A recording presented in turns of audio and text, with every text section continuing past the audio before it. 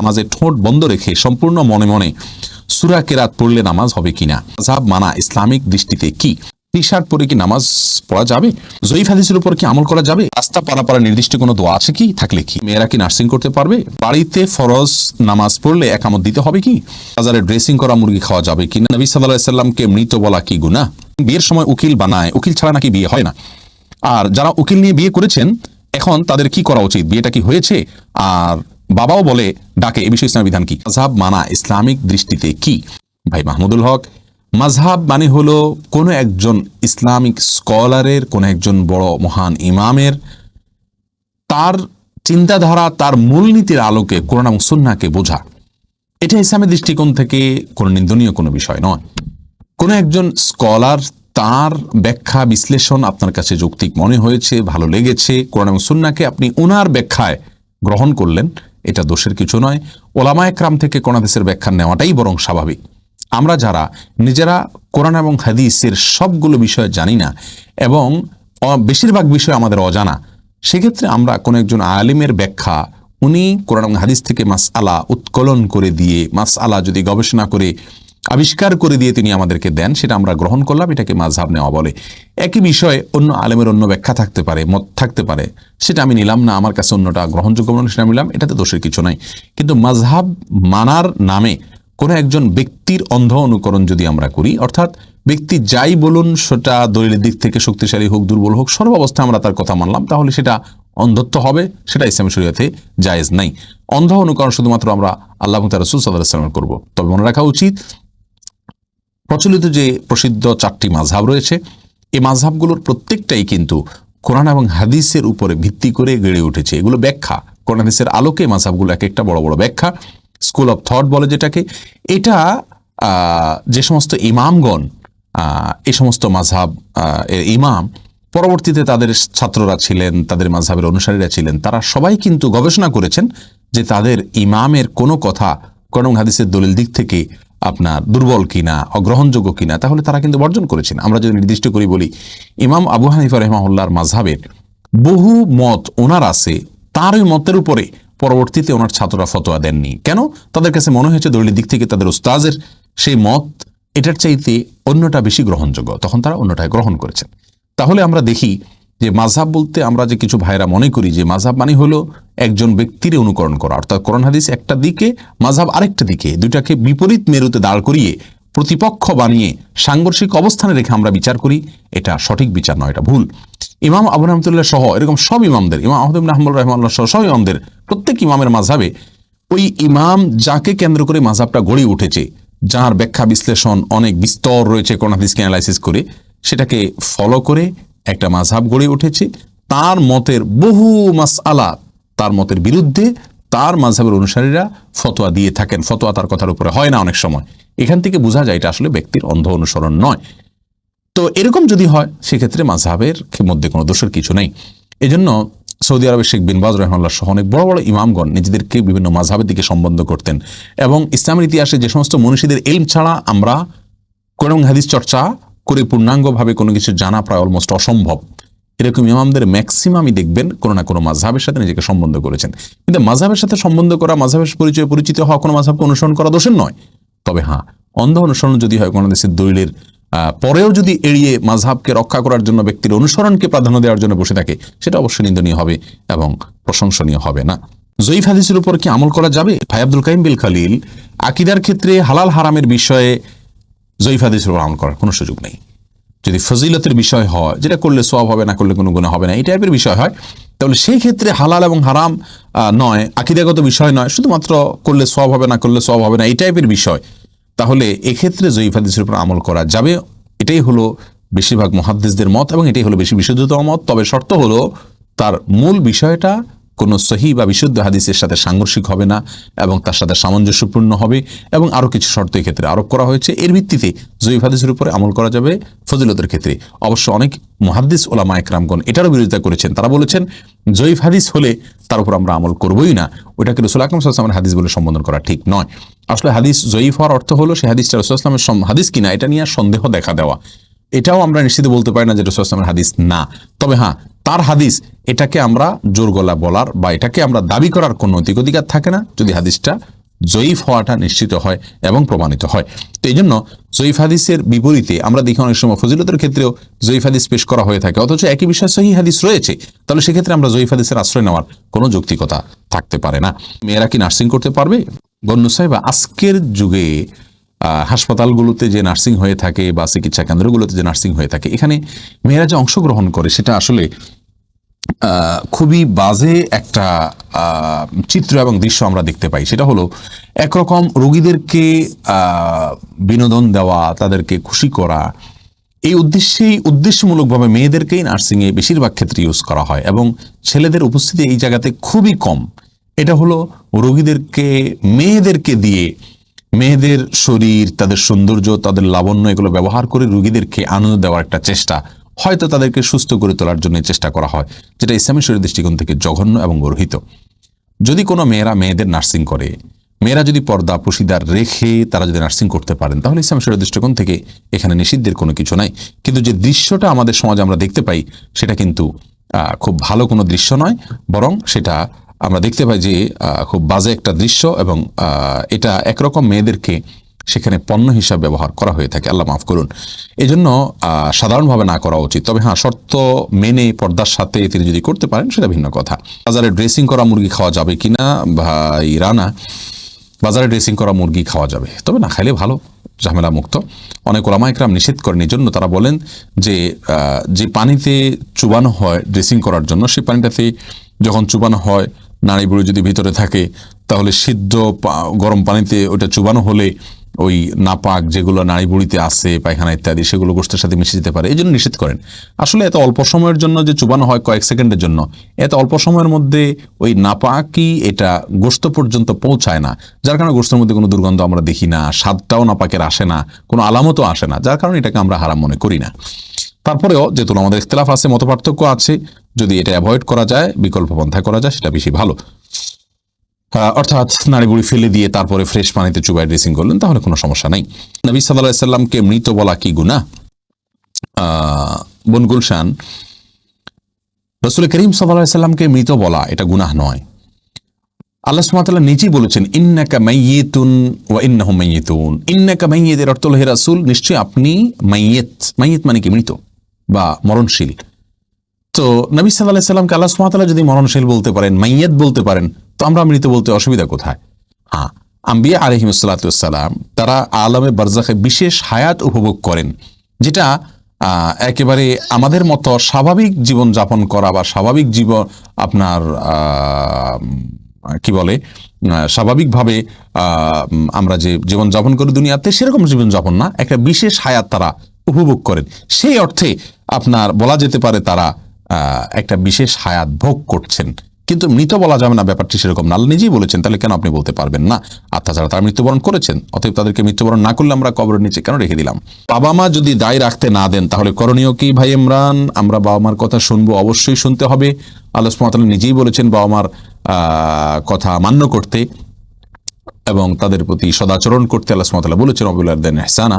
কিন্তু সে আল্লাহ যিনি নির্দেশ করেছেন, তারই রাসূল সাল্লাল্লাহু আলাইহি ওয়াসাল্লাম আমাদেরকে বলেছেন, লা তাআতা লিমাখলুকিন ফি মাসিয়াতিল খালিক। বা আমার কথা শুনবো, নির্দেশ মানবো, তবে যতক্ষণ পর্যন্ত তারা আমাদেরকে আল্লাহ এবং তার রাসূলের বিরুদ্ধে যেতে না বলবেন। তারা যদি আল্লাহ এবং তার রাসূলের বিরুদ্ধে যেতে বলেন, তখন আর আমরা বাবা মার কথা শুনবো না। কারণ আমাদের সৃষ্টিকর্তা যিনি আমাদেরকে সৃষ্টি করেছেন, তার অবদান বাবা মার চাইতে অনেক বেশি। বাবা মা তো আমাদের সৃষ্টিকর্তা নন। বিধায় ইসলামী শরিয়ার সুস্পষ্ট কোনো বিধানের বিরুদ্ধে কোনো অন্যায় করতে যদি বাবা মা নির্দেশ করেন, তাহলে সেটা মানা যাবে না। দায়ী যদি বাবা মা রাখতে নিষেধ করেন, তাহলে বাবা মার সেই নিষেধকে মানা যাবে না। তবে তাদের সাথে ব্যবহারও খারাপ করা যাবে না। অত্যন্ত বিনয়ের সাথে নিজের আদর্শের জায়গা থেকে একজন ঈমানদার হিসাবে দায়ী রাখার অপরিহার্যতা আর জায়গাটা তাদেরকে পরিষ্কার করে বোঝানোর চেষ্টা করতে হবে। আল্লাহ তৌফিক দান করুন। টি শার্ট পরে কি নামাজ পড়া যাবে? টি শার্ট পরে আপনি সালাত আদায় করতে পারেন। তো মনে রাখবেন, সালাত আদায়ের ক্ষেত্রে মৌলিক নির্দেশনা আল্লাহ সুবহানাহু ওয়া তাআলা বলেছেন, ইয়া আইয়ুহাল্লাযীনা আমানু খুযু যিনাতাকুম ইনদা কুল্লি মাসজিদ। হে ঈমানদাররা, প্রত্যেক সালাতের সময় তোমরা সুন্দর ভাবে সালাত আদায় করবে, সুন্দর পোশাক পরবে বা সুন্দর পোশাক পরবে। তো এই জন্য এমন কোনো পোশাক পরা উচিত নয় সালাতের সময় যে পোশাক পরে আপনি সম্ভ্রান্ত কোনো জায়গায় যাবেন না, মান্যগণ্য কোনো ব্যক্তির কাছে যাবেন না, সেরকম কোনো পোশাক পরা উচিত নয়। অতএব আপনি চেষ্টা করবেন যে পোশাক পরতে পড়লে আপনাকে খারাপ দেখা না যায়, দৃষ্টিকটু দেখা না যায়, ভিন্ন ব্যতিক্রম মনে না হয়, এবং আপনি এটা পরে ভালো কোনো জায়গায় যেটি ইতস্তবোধ করেন না সেরকম পোশাক পরে সালাত আদায় করবেন। এমডি টুটুল হক আপনি জানতে চেয়েছেন ইন্নালিল্লাহ কোন সময় বলতে হয়, দয়া করে আলোচনা করলে ভালো হয়। ভাই টুটুল, ইন্নালিল্লাহ পড়ার ক্ষেত্রে ইসলামী শরিয়ার দৃষ্টিকোণ হলো আল্লাহ সুবহানাহু ওয়া তাআলা কোরআনে কারিমে বলেছেন ওয়াল্লাযীনা ইযা আসাবাতুহুম মুসিবা ক্বালু ইন্না লিল্লাহি ওয়া ইন্না ইলাইহি রাজিউন, অর্থাৎ নেককার ভালো মানুষদের একটা বড় আলামতের জায়গা হলো যে তারা কোনো মুসিবতে পড়লে বলে ইন্না লিল্লাহি ওয়া ইন্না ইলাইহি রাজিউন। অতএব আয়াত থেকে বোঝা গেল যে ইন্না লিল্লাহি ওয়া ইন্না ইলাইহি রাজিউন এটা আমাদের বিপদে আমরা পড়ব, যখন মুসিবত হবে, কোনো সমস্যা দেখা দিবা আল্লাহ না করুন, ওই সময়টাতে আমরা ইন্না লিল্লাহি ওয়া ইন্না ইলাইহি রাজিউন পড়ব। ইন্না লিল্লাহি ওয়া ইন্না ইলাইহি রাজিউন আমাদের দেশে সাধারণত মানুষ মারা গেলে আমরা পড়ি। কেউ কোনো বিপদে ইন্না লিল্লাহি পড়লে বলে কি কেউ কি মারা গেছে, তার মানে মানুষ মনে করে যে ইন্না লিল্লাহি শুধু মারা গেলেই পড়তে হয়। এটা ভুল ধারণা। আমরা ইন্না লিল্লাহি ওয়া ইন্না ইলাইহি রাজিউন পড়ব যেই কোনো বিপদ দেখা দিলেই আমরা ইন্না লিল্লাহি পড়তে পারি। এটাই কোরআনের নির্দেশনা যে কোনো মুসিবতে।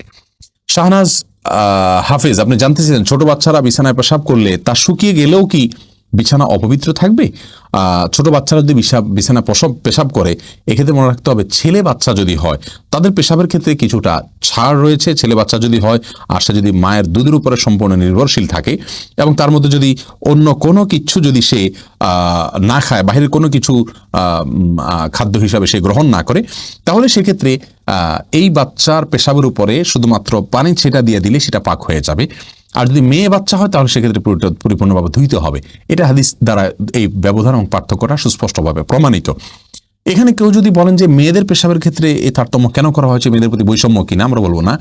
মেয়েদের পেশাব হয়তো তার ভেতরে কোনো এমন কোনো দিক রয়েছে পেশাবের যেটা হয়তো আমরা এখনো জানি না, অথবা বিজ্ঞানী হয়তো জানতে পারেন, যার কারণে এটা ধোয়াটা জরুরি করা হয়েছে। সেটাতে দুর্গন্ধের বিষয় থাকুক অথবা অন্য কোনো ক্ষতিকর কোনো কিছু থাকুক যেটা আমাদের কাছে অজানা, কিন্তু ইসলামী শরিয়াত নির্দেশ করেছে, নিশ্চয়ই এর ভিতরে কোনো না কোনো কল্যাণ আছে। আমরা দেখি ইসলামী শরিয়ার নির্দেশকে পালন এবং মান্য করার ভেতরেই কল্যাণ নিহিত আছে। বাড়িতে ফরজ নামাজ পড়লে একামত দিতে হবে কি? হ্যাঁ ভাই, যদি আপনি একাকী ফরজ সালাত আদায় করেন, অন্য কেউ জামাতে শরীক হতে পারবে সেই সম্ভাবনা থেকে আপনাকে জোরে জোরে একামত দিয়ে তারপরে সালাত আদায় করা উচিত। কোন একটি বর্ণনা দ্বারা বোঝা যায়, হাদিসে কুদসিতে আসছে, একজন ব্যক্তি কোনো এক জায়গায় রাখাল, তিনি একাকী দাঁড়িয়ে আজান দিচ্ছেন এবং একামত দিয়ে সালাত আদায় করছেন। তার আশা যদি কেউ শরীক হয় তার সাথে, যদিও কেউ সেখানে দেখছেন না আপাতত তাকে, তারপরও তিনি করেছেন। এ ব্যক্তির জন্য বিশেষ ফজিলতের কথা রয়েছে হাদিসে কুদসিতে, যার কারণে আমরা বলি বাসায়ও যদি আপনি একাকী সালাত আদায় করেন, কোনো কারণে জামাত ছুটে গেলে মসজিদে আপনি একামত দিয়ে নেবেন এবং এমনভাবে পড়বেন যাতে কেউ আপনার সাথে সম্ভব হলে সামিল হতে পারে।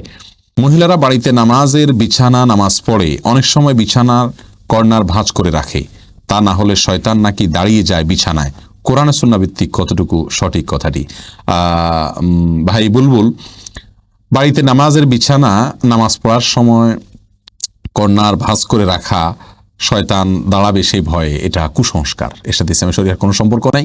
কোরআন হাদিসে কোথাও বলা হয়নি যে কেউ সালাতের জন্য দাঁড়ালে তার জানামাজটা যদি বড় হয় তার কোনায় শয়তান দাঁড়াবে, এরকম কোনো কথা নেই। জামাতবদ্ধ সালাতে পুরুষরা যখন পাশাপাশি দাঁড়িয়ে সালাত আদায় করবেন তখন কাতারের মধ্যখানে যদি ফাঁকা থাকে সেখানে শয়তান দাঁড়ায়, এটা হাদিস দ্বারা বোঝা যায়। এজন্য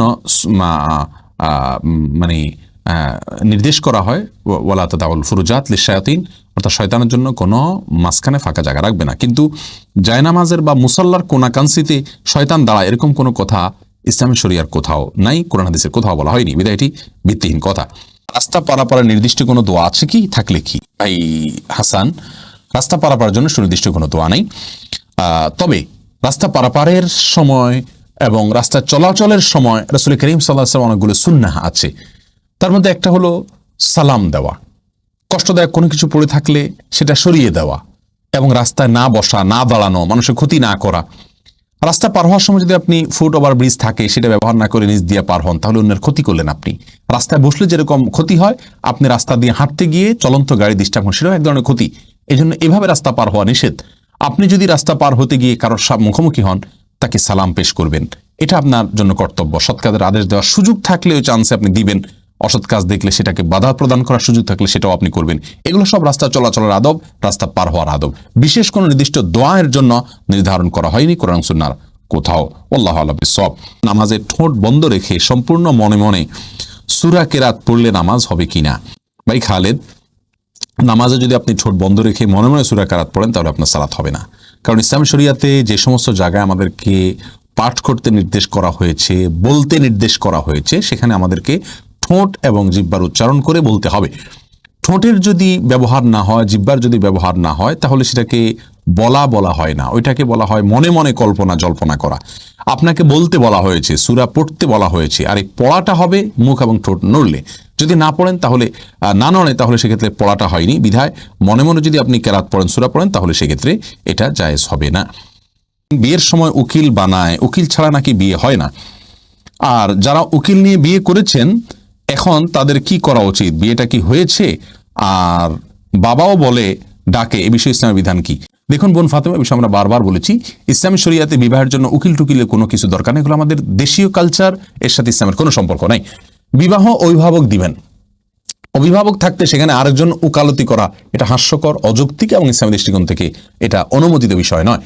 আবার সেই ব্যক্তিকে বাবা, উকিল বাবা হিসাবে সম্বোধন করে, এটা আরেকটা গর্হিত কাজ। আল্লাহ বলেছেন যে উদউহুম লিআবাইহিম, জন্মদাতা বাবাদেরকে বাবা বলে তোমরা পরিচয় দাও, অন্য কাউকে বাবা বলে পরিচয় দিও না, অন্য কারোর নামে ডেকো না, নিজেদেরকে সম্বন্ধ করো না, অতএব তাদেরকে বাবা বলা এটা আরেকটা গর্হিত কাজ। আবার তাদের সাথে পর্দার বিধান মানা হয় না, লঙ্ঘন করা হয়, সেটা আরেকটা গর্হিত কাজ। বিদেশ সমস্ত গর্হিত কাজ থেকে আমাদের বেঁচে থাকা উচিত। আল্লাহ আমাদের তৌফিক দান করুন।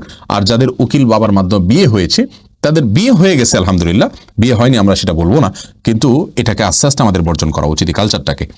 এরপরে প্রশ্ন আমি দেখতে পাচ্ছি সাইদ সাকিব আহমেদ, আপনি জানতে চেয়েছেন একজন লেখকের নাম বলবেন যার ইসলামিক বই পড়তে পারি। অনেক লেখকের কথাই আমরা বলতে পারি, এর ভিতরে সর্বপ্রথম এবং সবার আগে বলবো যার কথা, তিনি হলেন আমাদের সকলের প্রিয়, এ যুগের অন্যতম আদর্শ হিসাবে যাকে আমরা মানতে পারি, অন্তত যার দাওয়ার পদ্ধতিকে আমরা মানে দেখে শিখতে পারি, তিনি ছিলেন ডক্টর খন্দকার আব্দুল্লাহ জাহাঙ্গীর রহমাল্লাহ। স্যার রহমাল্লাহর বইগুলো, শায়েখের বইগুলো আপনারা কিনে পড়তে পারেন, আসুন্নাহ পাবলিকেশনস থেকে প্রকাশিত হয়, এবং সেগুলোর জন্য আমাদের পেজ থেকেও আপনারা সহায়তা নিতে পারেন, আমরাও আপনাদের হেল্প করতে পারি স্যার রহমাল্লাহর বইগুলো পাওয়ার ব্যাপারে। এর বাইরে বর্তমান যুগে তরুণদের মধ্যে ঈমানকে জাগ্রত করবার জন্য আমাদের প্রিয় স্নেহভাজন আরিফ আজাদ সহ আরও বিভিন্ন ভাইদের বইগুলো আছে, ডক্টর শামসুল আরফিন সহ আরো অনেকের বই আছে, যে বইগুলো আমরা পড়তে পারি নিয়মিতভাবে, সেগুলো আমাদের ঈমানের খোরাক যোগাবে ইনশাআল্লাহ বিইذনিল্লাহ। আল্লাহ তাআলা আমাদের সবাইকে ঈমানকে জাগ্রত করার তৌফিক দান করুন।